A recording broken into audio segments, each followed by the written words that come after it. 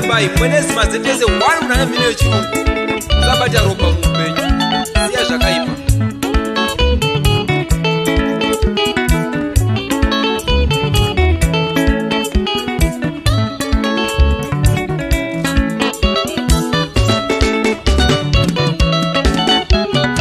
Kufinura bhaketi kuchera mvura netswanda uchati wandikona zvikona.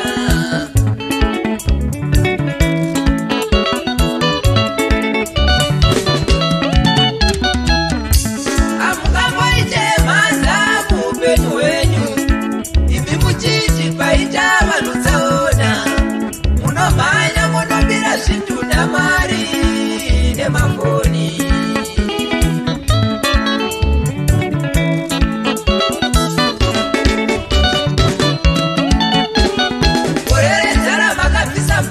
Tsanga dzarwerwa mumuti neimwe chembere kuri kuzama kupangira vana vayo.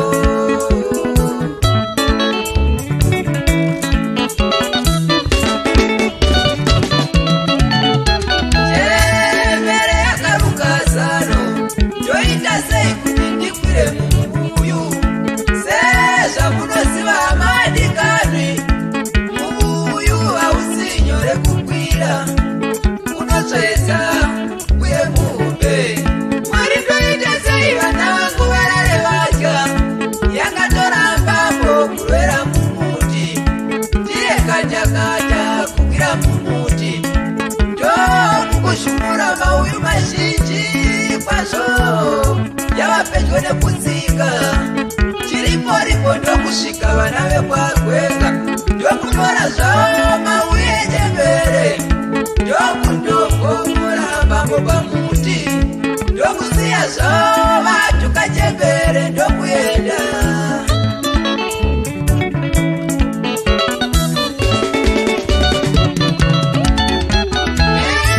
Moyo kurwadziwa chembere chimukavana kumba naizvavasina kubvisa mbambo ndaikwanisa kutsika kuenda kunoona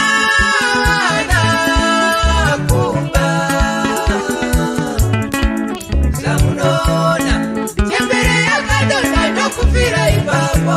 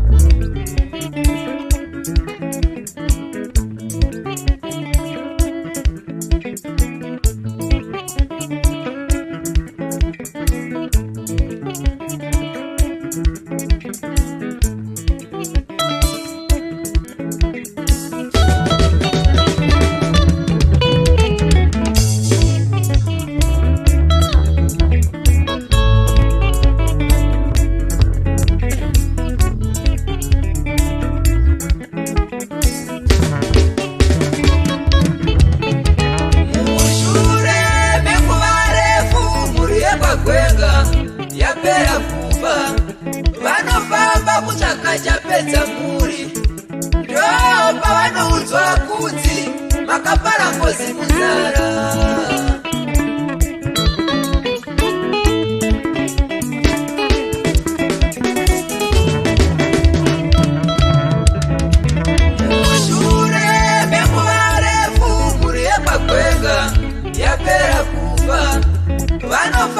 kutsvaka chapedza muri. Ndo pavanoudzwa kuti makapara ngozi muzara.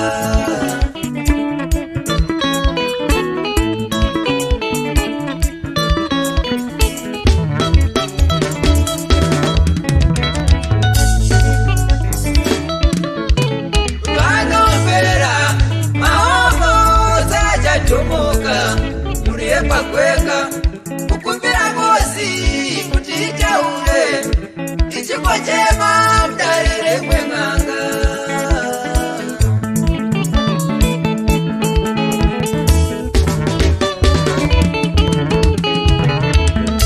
Iyo ngozi yotaura muri yekwakwenga makandirwadzisa sei makasarudza kutora upenyu hwangu. Dai zvenyu musina kubvisa mbango ndaikwanisa kuraramawo ndikararamisa vana kusa zvamunoita. Zvino nhasi ndinongoda zvinhu zviviri, kana mukazviitadza endai munofa zvenyu.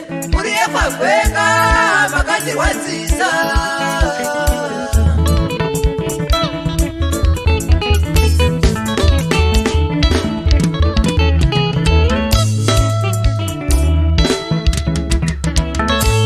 Kutanga ndeichi muri yekwakwenga ndoda upenyu hwangu.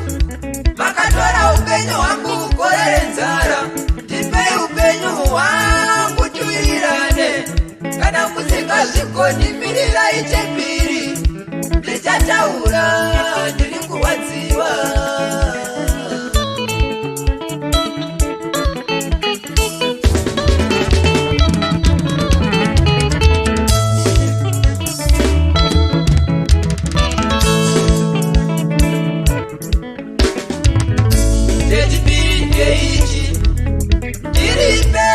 Mombe 100 nemwana asikana pamusoro kutonhodza misozi yangu yandinochema zuva nezuva. Kumusha kwedu kumwenezi ndichakutungamira imba kufamba.